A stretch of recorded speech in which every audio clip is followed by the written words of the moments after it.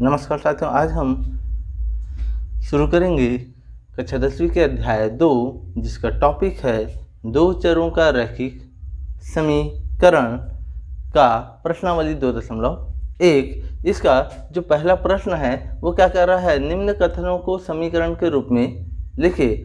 अब जो आपको कथन दिया गया है उसको समीकरण के रूप में कन्वर्ट करना है, और चूंकि अध्याय का ही नाम है दो चरों का रैखिक समीकरण, मतलब यहाँ पर दो चर होंगे और जो भी क्वेश्चन दिया गया है उसको हमको उन दो चरों के रैखिक समीकरण के रूप में लिखना है।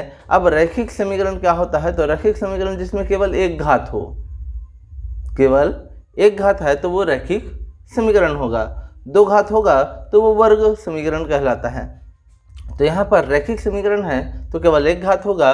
तो देखिए प्रश्न क्रमांक एक आपको क्या कह रहा है, प्रश्न क्रमांक एक का एक विद्यालय के क्रिकेट कोच ने 3 बल्ले और 6 गेंदे 3900 रुपये में खरीदी।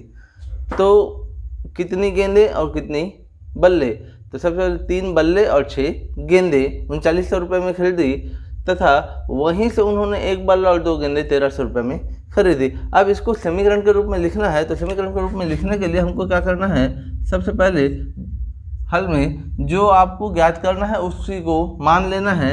तो आपको मानना है, माना 1 बल्ले की कीमत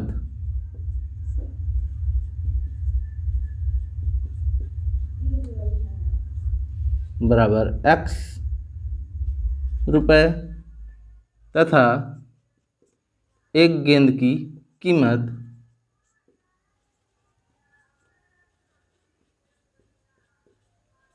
बराबर y रुपीस। अब जब ये 1 बल्ले और 1 गेंद का आपने मान लिया तो आपको जो दिया गया है उस आधार पे जाना है। 3 बल्ला मतलब 3x और 6 गेंद मतलब 6y। तो यहाँ लिखेंगे, तब प्रश्नानुसार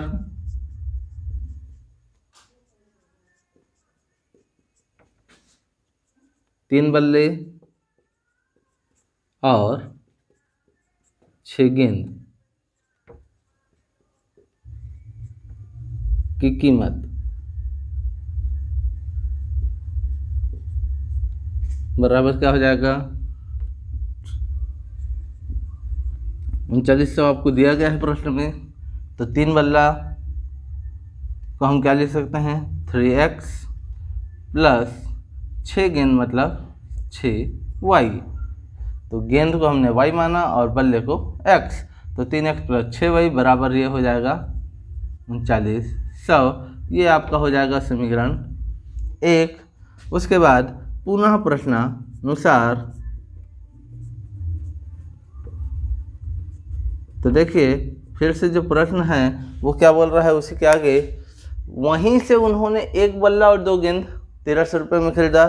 तो 1 बल्ला और 2 गेंद, तो 1 बल्ला व 2 गेंदें की कीमत या गेंद की कीमत कह सकते हैं बराबर कितना है, 1300 रुपये है। तो 1 बल्ले को हम लिख सकते हैं 1y और 2 गेंद है तो उसको हम लिख देंगे 2, सॉरी ये हो जाएगा 1x और ये हो जाएगा 2y बराबर हो जाएगा 1300, और यही हो जाएगा आपका समीकरण 2। और यही दोनों समीकरण ही आपका क्या है, आंसर है। बस इतना ही काम करना है। इसके बाद जो प्रश्न क्रमांक 2 है उसको देखते हैं। तो हल 2, इसमें क्या बोला जा रहा है, दो संख्याओं का योग 16 है।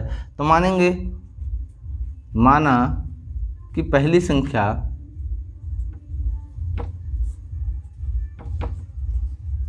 बराबर x तथा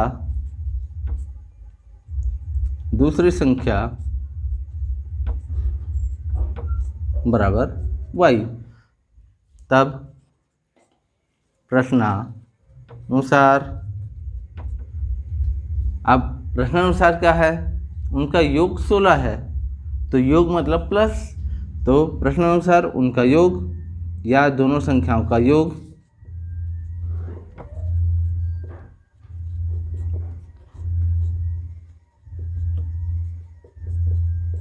बराबर कितना हो जाएगा 16।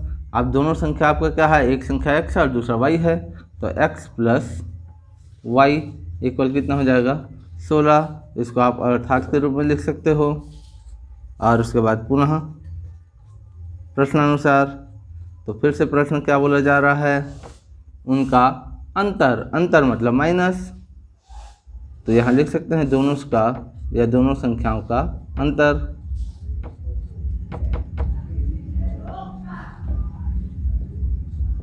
बराबर कितना है 8। तो ये क्या हो जाएगा आपका, अर्थात में लिख सकते हैं x माइनस वाई इक्वल 8। तो ये आपका समीकरण 1 है और ये है समीकरण 2। तो यही दोनों आपका क्या हो जाएगा, आंसर हो जाएगा। इसके बाद हम देखते हैं प्रश्न क्रमांक 1 का ही तीसरा पॉइंट। 1 का जो तीसरा प्रश्न है वो क्या कह रहा है, एक फल की दुकान पर 2 किलोग्राम सेब तथा 1 किलोग्राम अंगूर का मूल्य 160 रुपये था। 2 किलोग्राम सेब है और 1 किलोग्राम अंगूर है, उसका मूल्य कितना था, पहले 160 था। उसी दुकान पर 4 किलोग्राम सेब तथा 2 किलोग्राम अंगूर का मूल्य 300 रुपये था। तो इसका हमको क्या बनाना है, रैखिक समीकरण बनाना है। तो समीकरण बनाने के लिए आपको क्या करना है, जो आपको दो चर दिए गए हैं, 2 किलोग्राम क्या है सेब है और 1 किलोग्राम क्या है अंगूर, तो यही अंगूर और सेब ही आपके क्या है चर राशि है जिस पर आपको समीकरण बनाना है। तो हम क्या करेंगे, माना कि 1 किलोग्राम सेब बराबर x रुपीस तथा 1 किलोग्राम अंगूर बराबर y रुपीस। अब जब 1 किलोग्राम सेब और 1 किलोग्राम अंगूर का आपको कीमत पता चल जाएगा, तो 2 किलोग्राम सेब और 1 किलोग्राम अंगूर दिया गया है, तो हम उसको लिख सकते हैं तब प्रश्नानुसार।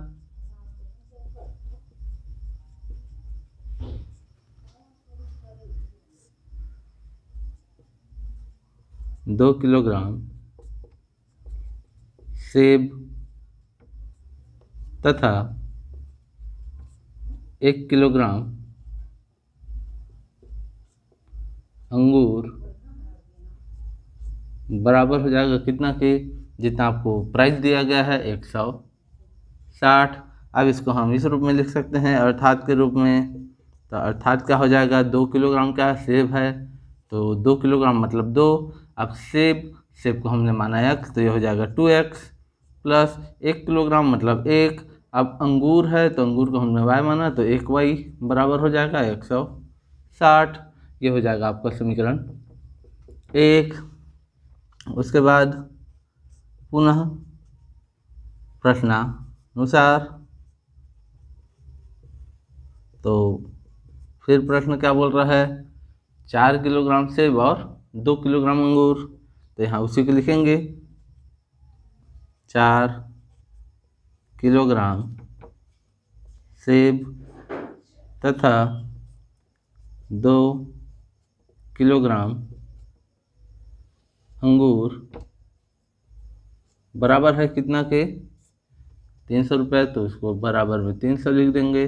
अब 4 किलोग्राम क्या है सेब है, तो सेब को हमने x माना, तो यह हो जाएगा 4x प्लस 2 किलोग्राम अंगूर है तो 2, और अंगूर को हमने y माना तो 2y बराबर में 300। ये हो जाएगा आपका समीकरण 2 और यही आपका आंसर भी है।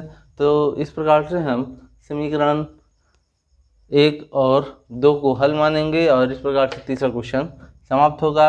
अब इसके बाद इसका चौथा प्रश्न क्या बोले जा रहा है, नरेश ने अपनी पुत्री से कहा, किसने कहा, नरेश ने, तो उसी हिसाब से इसको चेंज करेंगे। तो यहाँ पर जो चेंज करना है उसको देखते हैं थोड़ा सा हम इधर के बस काम को चेंज करते हैं। तो देखो प्रश्न में क्या बोला जा रहा है, नरेश ने अपनी पुत्री से कहा कि 7 साल पहले मेरी आयु तुम्हारी आयु से 7 गुनी थी। मतलब यदि नरेश की पुत्री की आयु 1 वर्ष थी तो उसके पिता की आयु 7 वर्ष होगा, और यदि उसके पुत्री की आयु 7 वर्ष तो उसके पिता की आयु 7 सत्ते 7 गुनी मतलब 7 सत्ते 49 वर्ष हो जाएगा। और अब से 3 वर्ष बाद या 3 साल बाद मेरी आयु तुम्हारी आयु की 3 गुनी रह जाएगी। मतलब अब कुछ कम हो रहा है तो 3 गुनी हो जाएगी। यदि पुत्री की आयु 3 वर्ष तो पिता की 9 हो जाएगी 3 गुनी। तो उसको हमको 2 चर पता चल गया, एक नरेश है और दूसरा कौन है, उसकी पुत्री। तो इसी को मानेंगे। माना कि यहाँ हो जाएगा ये चौथा, नरेश की आयु, नरेश की वर्तमान आयु मानेंगे, वर्तमान आयु बराबर x तथा पुत्री की वर्तमान आयु बराबर क्या हो जाएगा y। इसको हम वर्ष ले लेते हैं x वर्ष और ये y वर्ष हो जाएगा।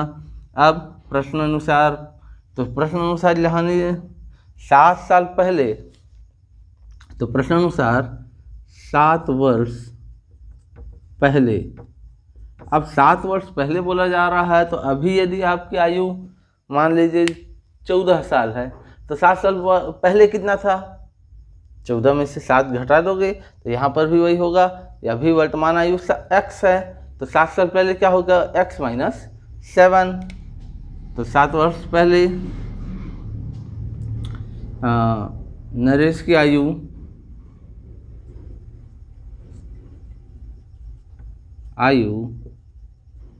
बराबर थी किसके, उसकी पुत्री की आयु की 7 गुनी। तो यहाँ बराबर होगा पुत्री की आयु गुणा 7। तो 7 वर्ष पहले नरेश की आयु क्या हो जाएगी, अभी x है तो 7 वर्ष पहले क्या हो जाएगा x माइनस 7 बराबर में पुत्री की आयु। तो पुत्री की आयु भी 7 वर्ष पहले जाएगा तो पुत्री की आयु में y माइनस 7 हो जाएगा। अब इसमें कितना गुना हो जाएगा, 7 गुना। तो यहाँ 7 से गुणा हो जाएगा, इधर कोष्ठक हटा देंगे तो ये x माइनस 7 ही होगा। यहाँ कोष्ठक हटाएंगे तो इस 7 का इन दोनों से मल्टीप्लाई हो जाएगा तो ये हो जाएगा 7y माइनस 7 का 7 से, तो 7 सत्ते 49। अब यहाँ से इस -7 को इधर और इस 7y को इधर लाएंगे तो x ये प्लस में है, इधर आएगा तो माइनस हो जाएगा 7y इक्वल ये -49 ही रहेगा और ये उधर जाएगा तो प्लस हो जाएगा तो +7। तो x माइनस 7y इक्वल 49 में से 7 घटेगा तो -42। यह हो जाएगा समीकरण 1। फिर पुनः प्रश्न अनुसार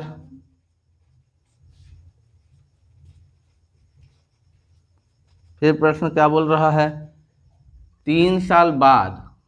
तो 3 साल बाद कितना हो जाएगा, अभी से 3 साल आगे बढ़ाएंगे तो 3 वर्ष बाद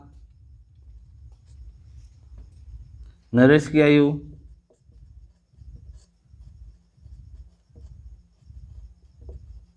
बराबर होगी किसकी, पुत्री की आयु की 3 गुनी, पुत्री की आयु गुणा 3। तो नरेश की आयु 3 वर्ष बाद, अभी तुम्हारा 14 है तो 3 साल बाद कितना हो जाएगा, 17 हो जाएगा। तो वैसे ही यहाँ होगा, अभी उसका x है, वर्तमान मतलब अभी का, तो अभी x है, 3 साल बाद मतलब x प्लस 3 बराबर में क्या हो जाएगा, पुत्री की आयु, तो पुत्री की भी तो 3 साल बाद बढ़ेगी ना, तो y है वो भी +3 हो जाएगा। अब इसमें कितने से गुणा करना है, 3 से, तो गुणा 3 हो जाएगा, कोष्ठक हटा देंगे तो ये हो जाएगा x प्लस 3।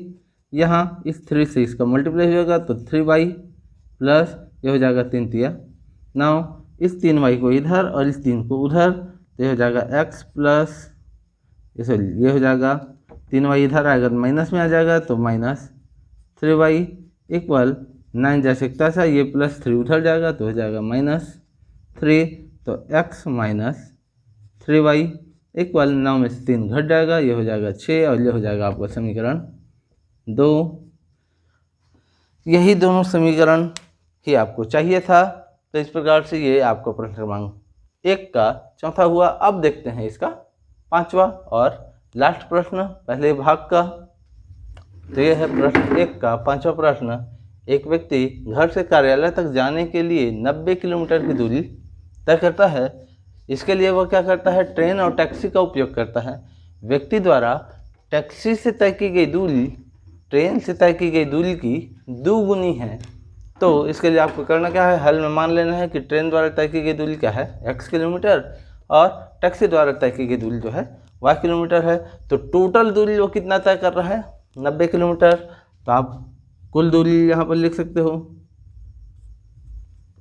कुल दूरी। तो कुल दूरी वो किससे किससे तय कर रहा है, ट्रेन प्लस टैक्सी। ट्रेन द्वारा प्लस टैक्सी द्वारा तय की गई दूरी।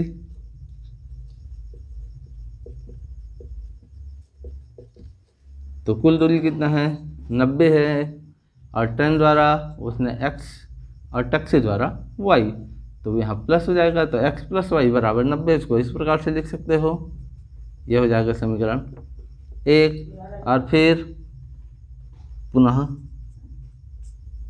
प्रश्नानुसार यहाँ पर क्या बोला जा रहा है कि व्यक्ति द्वारा टैक्सी से तय की गई दूरी, तो उसी को लिखेंगे, टैक्सी से तय की गई दूरी बराबर ट्रेन से तय की गई दूरी। अब यहाँ पर क्या बोला जा रहा है कि उसकी क्या है, 2 गुनी है, तो यहाँ 2 से गुणा कर दोगे। तो टैक्सी से तय की गई दूरी जो है कितना है, y है। तो y इक्वल ट्रेन से तय की गई दूरी क्या है, x है। अब यहाँ पर 2 से गुणा है तो यहाँ पर 2 लिख सकते हो। तो y इक्वल 2x हो जाएगा, या इस 2x को इधर पक्षांतर, तो y माइनस 2x इक्वल 0। तो ये हो जाएगा आपका समीकरण 2। तो इस प्रकार से ये प्रश्न 1 का पांचवा प्रश्न भी कंप्लीट होता है। तो इस प्रकार से हमारा प्रश्नावली 2.1 जो है वो का प्रश्न पहला कंप्लीट होता है। आपको ये वीडियो यदि समझ में आ गया तो इस वीडियो को ज़्यादा से ज़्यादा लाइक, सब्सक्राइब और शेयर जरूर करें। धन्यवाद।